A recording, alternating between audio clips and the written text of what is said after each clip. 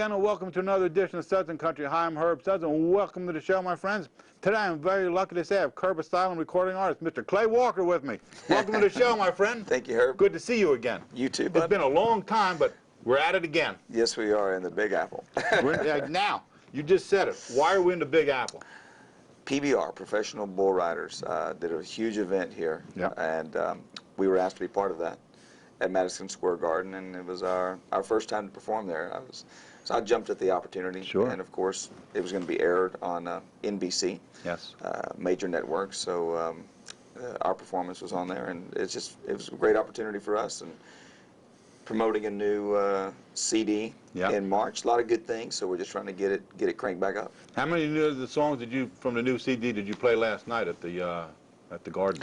We did 3 songs, and we did our first hit, which was "What's It to You," which came out at the end of '93, and then we did 2 brand new songs, which it was fun. You know, I looked out into the audience and was going, "Wow, we're at Madison Square Garden," and it was a sold-out crowd. The world stage, they call it. The world stage. You know, I've watched so many performances on television, you know, growing up, and just to join ourselves, you know, with the PBR, which is a sport that is just exploding.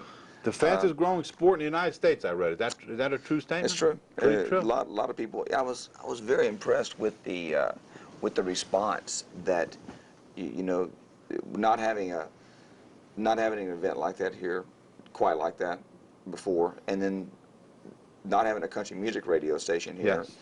The response that we got walking out and the response that PBR got was just phenomenal. The fans were, and you know, it's what you would hope for in New York City. Now that was the first sanctioned event for 2007 for the PBR. Yes, I think that's the first one. And what a way to kick it off! You know, there were so many things happening around the event. Rudy Giuliani. Rudy, came out, and as well as one of the most famous artists of all time. I'm trying to think of a way to say his name. Neiman comes out, and you know, I'm a little bit illiterate when it comes to art, but anyway, especially in paint. But he does this incredible portrait of Adriano Moraes, and who is the 3-time PBR champion. Wow. And he's 36 years old. You know, he's my age, and here the guy is. Did you ever ride a bull? Yeah, when I was a kid. Well, did you? When I was in high school. Yeah, I quickly decided that music would be a little bit easier profession, though. Not as bruising. I like to rope and ride horses. But I read that. You know, I like to watch bulls in the pasture. There you go. I'd much rather feed them. Watch them at distance. Much rather feed them than go on their backs. Exactly. But, exactly. You know, these guys are amazing athletes, and the bulls are amazing athletes. And it was great to see the, you know, our same demographics. You know, the fans that love PBR also love country music. Absolutely. So it was just like, wow. Could he be any PBR better? is a phenomenal organization to be part of. Good people. Randy Menard, the CEO there, has done a phenomenal job raising the profile of PBR, as well as Ty Murray, who is a 7-time all-around champion. Man. Unbelievable cowboy, and they call him the king of the cowboys. I read that too. And he's the commentator for the. Is he? Yeah, he's the commentator for PBR on television, and the whole thing just feels right. I think it's going to be around a long time, and hopefully they'll keep us in the mix. I've been around a long time. Let's talk about Clay Walker, a bundle of positive energy exploding in a multitude of directions. Is that a true statement? Huh? I'd say it's pretty accurate. Pretty accurate. Let's talk about the new album coming out in March on Curb Asylum. The first single is for She Was Mama. Talk to me about that. What can we expect? The first time I heard this song, Before She Was Mama, I was like, I'm going to sing a song that has marijuana in it. I said, no, that's pretty crazy. I did not write the song. Okay. But fans fell in love with it when we were doing it live. And the record label wanted to put it out as his first single, and I was like, you know what? Shake it up a little bit. Go ahead and put it out there. But the song has a rare quality about it that it's lighthearted and humorous enough. And it talks about mama before she was mama. Okay. You know, and all of us, you know, have mothers or had mothers. And you know, we have this picture of Mama, of what she is, you know. Oh yeah, without a But we doubt. can't imagine Mama, what she was like before she had us, you know. Exactly. And here's this boy that goes through his mother's closet Wow. and finds pictures of her I saw that in a part. string bikini Wow. in Tijuana. Okay. And then it says, yeah, I think I saw that. I saw it says, she won't admit she smoked marijuana. It never says she really does. Yeah, right. But I'm on the phone the other day with a guy that works with the Houston Astros. Right. He called me for New Year's, and he goes, "Hey," he goes, "you got some explaining to do to my fiance." And I said, "Really?" And he puts her on the phone, and she goes, "My 7-year-old daughter started asking me, Mama, what's Tijuana?" And she thought, "Oh, well, I dodged the big question." And she goes, "Then I told her it's a place, you know." And then she said, "What's marijuana?" And I said, yeah. and we Suburb of Tijuana. Yeah, yeah. But we both started laughing. Yeah. And the rare quality that this song possesses is it does strike up that conversation between parent and child. And I think that's a good thing because, you know, educating kids about drugs and not doing them. Well, you know, key to this world. And the fact that this song could inspire that exactly says a lot about the song. I love it just because it's funny. It's a good song. What else is on that album for the people to expect to see? Well, I did a lot of writing on this on this particular album, and it's to write, I think, is the key for a lot of artists like Toby Keith. Yes. You know, he writes a lot of his material. I think really he wrote songs that really fit his voice, you know, and what kind of person he is. Keith Urban. He's a great songwriter. Same thing. Alan Jackson, another great songwriter. He writes his own. There you go. So I wrote a lot on this CD, but I've had some hits, had some #1 hits that I've written, and it just felt good to really have a lot of expression on this CD. It's got there's a ballad on here called "Fall," which is one of my favorite songs that I've ever recorded.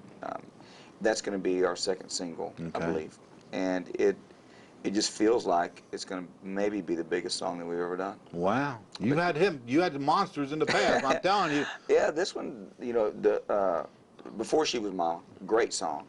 You know, is it a career-making song? I don't think so. I think it's one of those songs that you get out there that's going to feel good on radio. People love it. Good dance tune? Good, yeah, great dance tune. Great in concert. And you can either polka or two-step to it, which is good. Which is cool. The song that "Fall," when we do it live, it's almost always a standing ovation. You just feel the song's going to be big. So, and there's a song on there called "She Likes It in the Morning."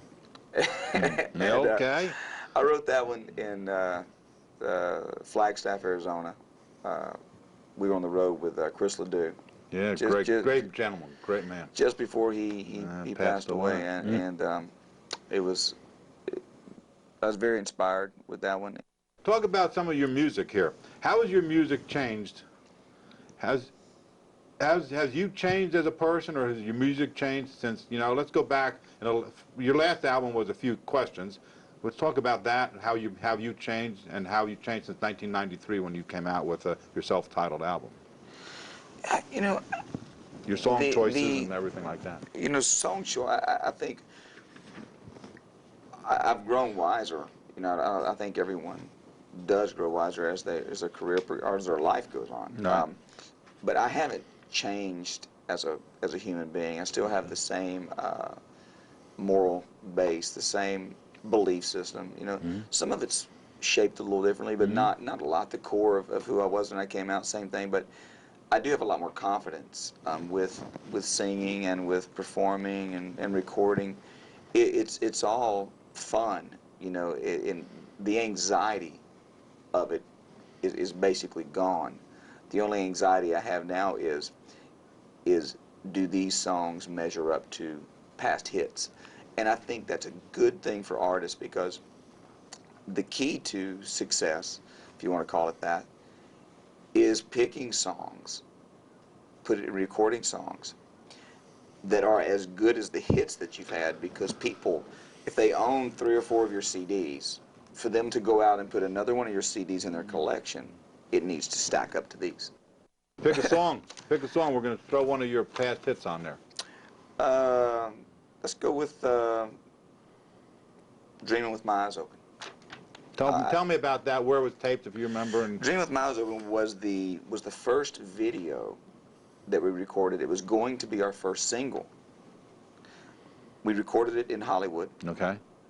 The song was on a movie soundtrack and in the movie for yeah, there was a thing called Love. And Rivers Phoenix Yep. passed away right outside of a club while shooting that movie. No. So the movie did happen. They were Yep. almost finished with it. Mm. But this song, it was so cool because we were planning on that song being the first single, and then we came out with What's It to You, because when we played What's It to You for radio, they were like, this is the song. This is it. But Dreaming with My Eyes Open ended up being the #1 song of the year that it was released, which was 1995. Song of the year. So that was most played song of the year is what Right. Wow. And that was and you know, to this day, when I sing this song, it gets better. It's like a fine wine. Yeah. And not all of the songs are like that. Right. But this particular song, as we do it from night to night, it means a little bit more. Tony Arata is the writer of the song, and he wrote The Dance Sure, for Garth Brooks. Right.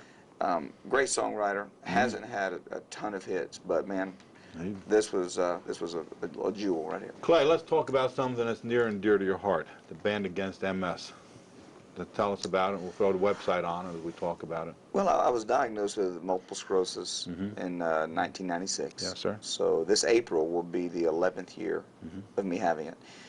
It's a disease that affects the central nerve system, and there's no known cause, no known cure. But I've had the opportunity to find a medication that wasn't around 20 years ago. It came out about 10 or 11 years ago, right about the time I was diagnosed. And since I've been on that drug, I have been in remission, which is incredible. It's a daily injection called Copaxone. For the people that do respond to the drug, it seems to be awesome. You know, without a known cause or a known cure, I personally believe that there are different kinds of MS. That's my personal belief. I don't think there's one kind, two kinds. I think there's probably 7 or 8 different types of multiple sclerosis.